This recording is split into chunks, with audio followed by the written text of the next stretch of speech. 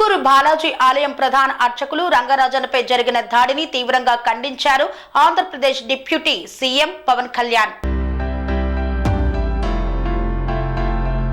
చిలుకూరు బాలాజీ ఆలయం ప్రధాన అర్చకులు రంగరాజన్పై ఒక మూక దాడి చేసిందని తెలిసి తీవ్ర ఆవేదనకు లోనయ్యాను. ఇది దురదృష్టకరమైన ఘటన అని AP deputy CM Pawan Kalyan అన్నారు. అర్చకులు రంగరాజన్పై దాడిని తీవ్రంగా ఖండించారు. ఈ దాడిని కేవలం ఒక వ్యక్తిపై జరిగిన దాడిగా కాకుండా ధర్మ పరిరక్షణపై జరిగిన దాడిగా భావించాలన్నారు.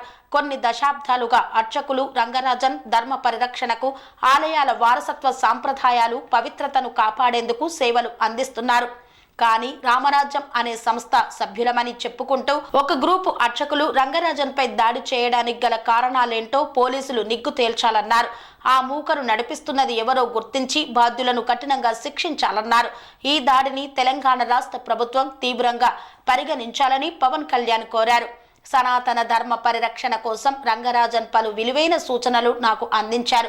టెంపుల్ మూవ్మెంట్ అనే కార్యక్రమం ఏ దిశలో ప్రారంభించాల్సి వచ్చిందో నాకు తెలిపారు. హిందూ ఆలయాల నిర్వహణ, ధర్మ పరిరక్షణపై ఎంతో తప్పించే వ్యక్తి ఆయన. అలాంటి ఆయనపై వీర రాఘవారెడ్డి, అతని గ్రూపు చేసిన దాడిని ప్రతి ఒక్కరం ఖండించాలన్నారు.